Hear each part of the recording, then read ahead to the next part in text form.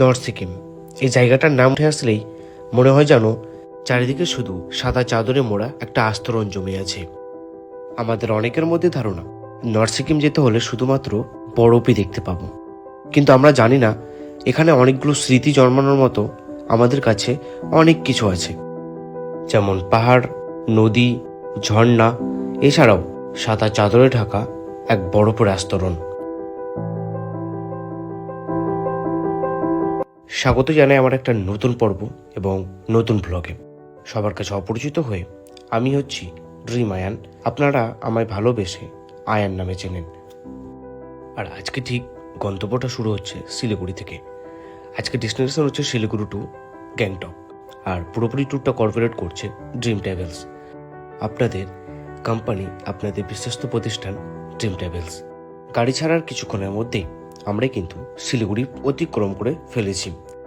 এরপরে কিন্তু আমরা প্রায় জঙ্গলের দিকে ঢুকে পড়েছি, যে রাস্তা দিয়ে আমরা প্রথমত দার্জিলিংও যাই। রাস্তাতে দাঁড়াতেই আমাদের গ্রুপের প্রত্যেকটা সদস্যই কিন্তু ডান্সের মধ্যে মেতে গিয়েছে। যাই হোক, এই ট্রিপটা কিন্তু আমরা অনেকটা মজা করতে চলেছি এবং এরকম মজা অবশ্যই নিতে হলে ড্রিম ট্রাভেলসের সাথে যোগাযোগ করতে হবে। বেশ কিছুক্ষণ জার্নি করার পর ফাইনালি আমরা ব্রেকফাস্টের জন্য দাঁড়িয়ে পড়েছি। যে হোটেলটা দাঁড়িয়েছিলাম সেখান থেকে কিন্তু বাইরের দৃশ্যটা এবং বাইরের ভিউটা সত্যি অসাধারণ ছিল। এরপরে আমরা সকালে ব্রেকফাস্ট নিয়েছিলাম আলু পরোটা এবং তার সাথে সবজি, এবং আমি পার্সোনালি নিয়েছিলাম ম্যাগি, কারণ আমার ম্যাগিটা সত্যি অসাধারণ লাগে পাহাড়ে। এই মুহূর্তে আমরা দাঁড়িয়েছি রংপুর, এখানে মানে রংপুর ওপরে রয়েছে, রংপুর যে ব্রিজটা রয়েছে তার ঠিক নিচে দাঁড়িয়ে আছি।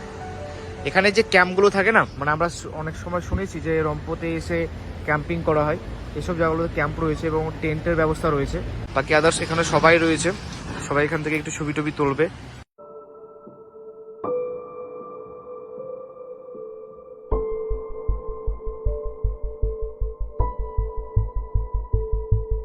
আমরা রংপুরে কিছুক্ষণ ওয়েট করার পরে আমরা আমাদের যাত্রা পথ স্টার্ট করি। আবারও আমরা গ্যাংটকের হোটেলে পৌঁছে যাই। এই হোটেলটার নাম হচ্ছে হোটেল মীনাক্ষী। হোটেলটাতে আমি এর আগেও অনেকবার এসেছি, এবং তাছাড়া এই হোটেলটা একটা বিশ্বস্ত হচ্ছে, এটা একদম বাজার স্ট্যান্ডের পাশে।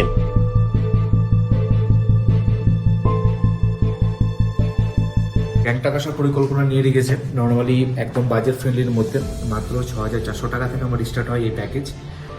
টোটাল 4 নাইট 5 ডেজের প্যাকেজ থাকে, যার মধ্যে কিন্তু 2 নাইট গ্যাংটক এবং 2 নাইট কিন্তু লাচুং থাকে। সেটা 0 জাস্ট এক্সেস কস্ট লাগে, বাকি প্রত্যেকটা জিনিস কিন্তু থাকা খাওয়া দাওয়া সব কিছু আমাদের ইনক্লুড থাকে। এরপরে সন্ধ্যা হতেই আমরা চলে এলাম একটু এমজি মার্গ ঘোরার জন্য। আমাদের হোটেল থেকে 30 টাকা ভাড়া দিয়ে আমরা ইজিলি চলে আসতে পারি এমজি মার্গ। খুব সুন্দর একটা পরিবেশ, এবং সন্ধ্যের সময় সবাই এখানে আসে।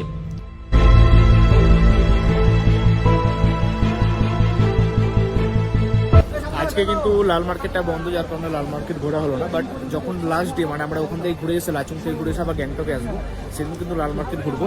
তাছাড়া কিন্তু এখানে সবাই আছে, আমাদের সবাই ঘোরাফেরা করছে, আর এখন আপাতত একটু ঘোরাফেরা করি, ফোনের চার্জটাও নাই। এরপরে রুমে আসতেই সবাই কিন্তু আবার ডান্সে মেতে উঠেছিল। প্রথম দিনটা ঠিক এইভাবেই কেটে যায়।